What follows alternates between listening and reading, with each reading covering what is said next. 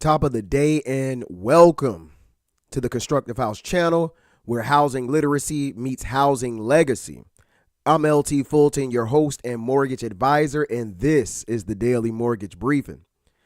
And each morning I like to take some time to break down what's going on in the market, how it affects real home buyers, and how you can use stress, not strategy, to get mortgage ready.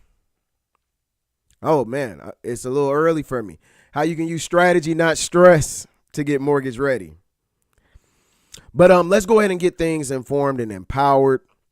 Before we kick things off, if you could hit the like button and go ahead and subscribe if you haven't already. But today we'll be discussing how much of a house can I afford? And I want to talk about something that nobody tells first-time home buyers. You know, when you're asking yourself, how much of a house can I afford? How much house can I afford? What you're really asking is, am I doing enough? Am I behind? Why does everyone else seem further ahead than me? And I need you to hear this clearly. Buying the most house a bank will approve you for does not mean you're winning. Doesn't mean that. It means you're trusting a formula that does not know your life. That formula doesn't know your stress level. It doesn't know your goals. It doesn't know what peace feels like for you. See, some people buy big houses, but they still live in check to check. Others are buying smaller homes and they're sleeping peacefully every night. What you have to understand is success is not measured by square footage. Success is measured by sustainability. The right house is not the one that impresses people online. It's the one that lets you breathe when the bills are paid. You're not behind because you chose comfort over pressure. You're not behind because you chose stability over comparison. And I want you to hear me when I say this. A house should support your life. A house should not control your life. So when you ask, how much house can I afford? We should be asking it a little differently. You should be asking, how much house allows me to live, save, grow, and still feel proud? And that answer is going to look different for everyone. And choosing wisely, that's not a weakness. That's wisdom. If you want help finding out your number, not the bank's number, I'm here to help. No pitch, no pressure, just presence. So with that being said, today's IPAC Spotlight, we're going to be focusing on income as it relates to how much house can I afford? So let's talk about that question that every buyer has. How much house can I afford? And it's not what the lender says you can afford. It's what you can comfortably live with. All right. So one thing you want to pay attention to when you're asking yourself that question is, what is my monthly payment comfort zone? So before you look at prices, start with one thing, your monthly payment comfort zone. And I'm not talking about the max you can squeeze out.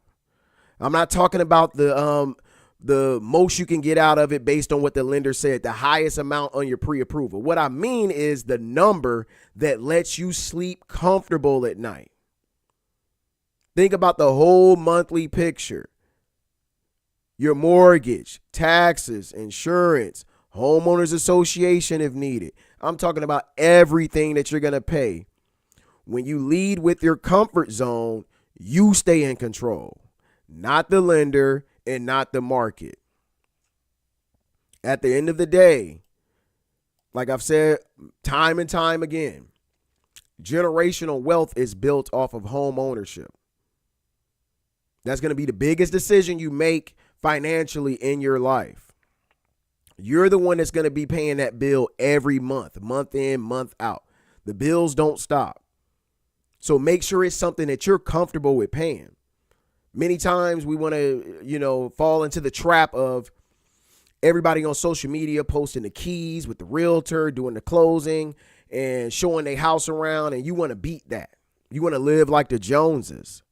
But you need to make sure you have a monthly payment comfort zone that you can handle month in, month out without having any stress. Your house should not be a debt burden to you. It should be a gateway to access, equity access, ownership access.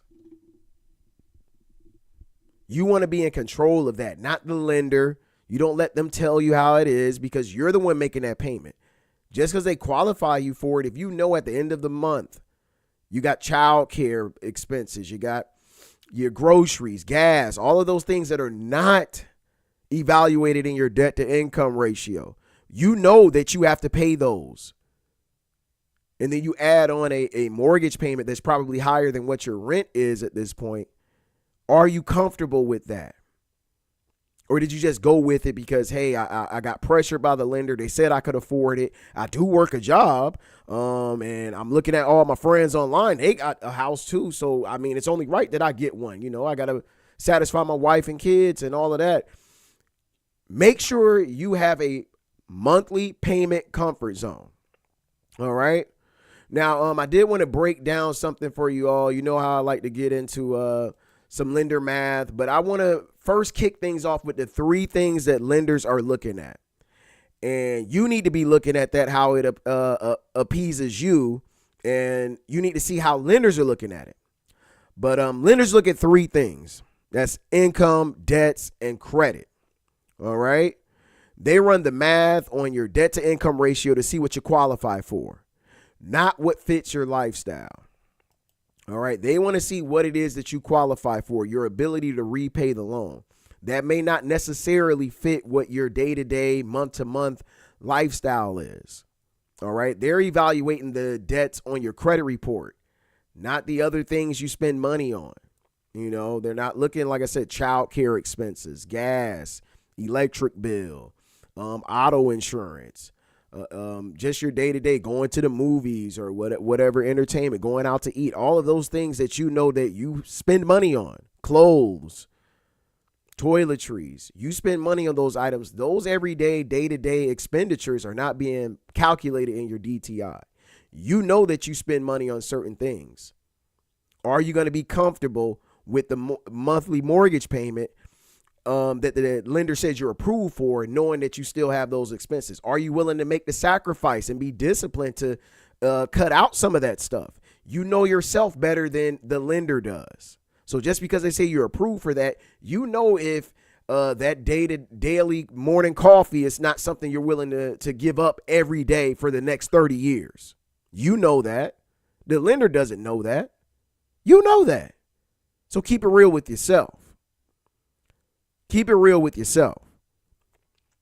Now, did want to get into some quick math and then lender math, and we'll break down a few more things. And I'll let you on your way this morning. I wanted it to be a quick briefing, but I want to make sure it is particularly understood that you are in control. It's your money. This is your access. This is your equity we're talking about. This is your financial decision. I'm just here to give guidance so you can be an informed consumer, because this is, for most folks, going to be the biggest financial decision you'll ever make. So you have to have the right tools to ensure that you're building a constructive household. All right. But just breaking down some quick lender math. So we are all on the same page here. So let's say you make $6,000 a month. And your monthly debts, that's including car loan, credit card, student loans, add up to $1,200 a month. All right. Now, when lenders are calculating your ability to repay the loan, they're going to divide your monthly debts on your credit report by your gross monthly income. And that's going to give you your debt to income ratio, also known as DTI. So according to lender math, they would be dividing $1,200 by $6,000, which would give a 20% debt to income ratio. And with a 20% debt to income ratio, the lender might say you qualify for a mortgage payment up to X dollar amount. But here's the key. That number is based on math. That number is based on math. That number is not based on your quality of living. That number doesn't factor in your daycare expenses. That number doesn't factor in your going to the movies, taking your family out to dinner, going to Chuck E. Cheese with the kids. None of that's factored into that money. Your auto insurance. That's not factored in. Your power bill, your internet bill, your phone bill.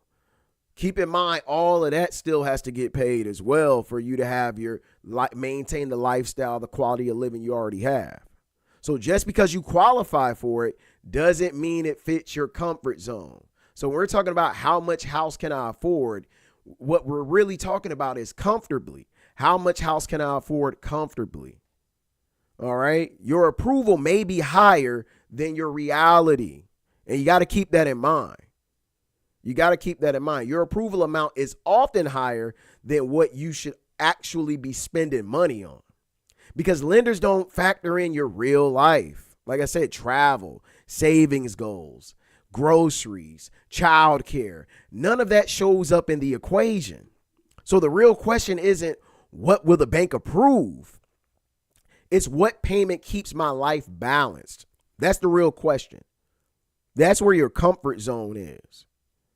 That's how you buy a home without feeling house poor, because many Americans are house poor.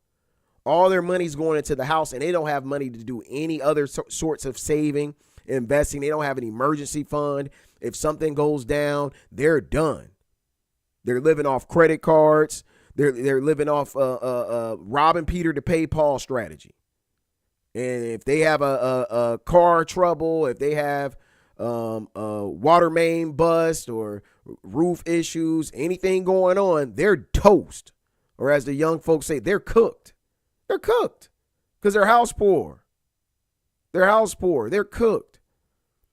And I just want to share a quick little story with you. I had a buyer who was approved for a $525,000 home. On paper, everything looked great. They had strong income, strong credit, property, assets, all good to go. Their IPAC was solid. But when we sat down and mapped out their real monthly life, because they were telling me like, hey, I mean, it's cool. That payment is a little high. That payment is a little high. And I'm looking at the DTI like, okay, I mean, you're qualified. So what's the problem? Oh, that payment's high. And, they started making it about everything other than the truth. Oh, man, we got to find a way to get the rate down. And I'm like, get the rate down? This is going to be the lowest rate you're going to get. What do you mean get it down? Well, we got to get that payment down. But what they were really trying to tell me was this payment was out of their comfort zone. Because the DTI showed one thing, but their real monthly life, daycare, traveling, savings goals, and a side business they were funding, that max approval number didn't make sense to them. And I get it. After we mapped everything out, it made sense. Because I'm a realist and I'm reasonable. I'm going to ask you to reason with me. Because it's not just about the rate. Because if you had a 1%, the payment's not going to change all the way to where, it's cutting it in half. Like, that's not what's happening right now. Not when we're talking to the numbers we were talking about. So it's like, what is it that you're looking for? What's going on? Tell me a little bit more about your situation so we can walk through this together. Because at the end of the day, that's something you're going to need to know. Whether you do business with me or someone else, you still need to be real about your situation. So when we mapped that out, we found out the approval number wasn't making sense compared to their comfort zone, their quality of life. And once we focused on their true comfort zone, the home that actually fit their lifestyle was closer to $430,000. Same buyer, same income, but a completely different reality. That's why I always tell folks, the lender calculates what you can qualify for. Only you only you can decide what you can comfortably live with. So keep that in mind, that those are two different things. We're talking about reality versus what it says on paper. That's not always going to be the exact same thing for everybody. Just because a lender says it's a go, you know at the end of the day how much you're spending on diapers, how much you're spending on groceries, how much you spend on Chuck E. Cheese, how much you spend on pizza. You know what's going on there. Your barbershop trips, nails, hair, all of that stuff is not factored into your DTI. Can you go without that for 30 years on a 30-year fixed mortgage? Let's be reasonable here. So find out where your comfort zone is, what you can and cannot live with or without, and you go from there. And if it requires a little bit more waiting, which we talked about waiting and time last week, then we map out a strategy to get us ready for being at where we need to be. All right, but I did want to break down some key takeaways for you all. 3 do's that you should always do. And the first one is you should always start with your true monthly comfort number. Anchor everything to the payment that fits your real life, not the max the lender says you can handle. This keeps you in control from day one. All right, number 2 is factor in the full monthly picture. Include taxes, insurance, homeowners association, utilities, childcare, groceries, savings goals, the stuff lenders do not calculate, but your daily budget definitely feels it. Factor it all in. Use your real DTI, not just what lenders use as DTI. Now, the third one is you want to treat lenders as a ceiling, not a target. All right. And when I say how you want to treat lenders, I'm talking about the approval. Okay. Make sure whatever approval they give you, that's the ceiling. That's not your target. All right. I know it can be a lot of pressure going on when you got a realtor reaching out saying, oh, you got pre-approved for $525,000. Let's go look at some houses in that price range. Next thing you know, you're putting an offer in for a house that's $540. And the $525 was a stretch, when you know you needed to be somewhere more around $450 based on how you want to live your life. Some even lower than that, you know? So make sure that at the end of the day, you understand it's your decision to make, not the realtor, not the loan officer, the bank, no one else. It's your decision to make. Keep that in mind, because far too often we get overwhelmed with and overconsumed with living like the Joneses. We get overwhelmed with trying to appease people online and be the first one to show that I got this new house and look at this and look at that. And you're house poor and you don't even want to invite anybody over because you can barely be at the house. All your money's going straight to paying off that mortgage. So you don't want to put yourself in that position. Map out a strategy. That's why you want to get the IPAC score. It's free. It allows you to get mortgage ready. It's a mortgage readiness tool. So it's not a pre-approval. It's not a lending approval. It's not lending advice. It's a mortgage readiness tool. So you can see if you're ready to buy a house. If not, you can reach out to me and my team, and we can map out the steps from there to work on a pre-approval or mortgage approval if that's what you're looking for after we see if you're mortgage ready. But it's free. You can check it out yourself. It's on theconstructivehouse.com. So take a look and see if that's something you want to take advantage of. All right. But that's all I got for you today. I wanted to make it a quick briefing just to break down some questions that I've seen and have come across and have dealt with as a mortgage advisor for well over a decade. That's usually the first question folks have is, how much house can I afford?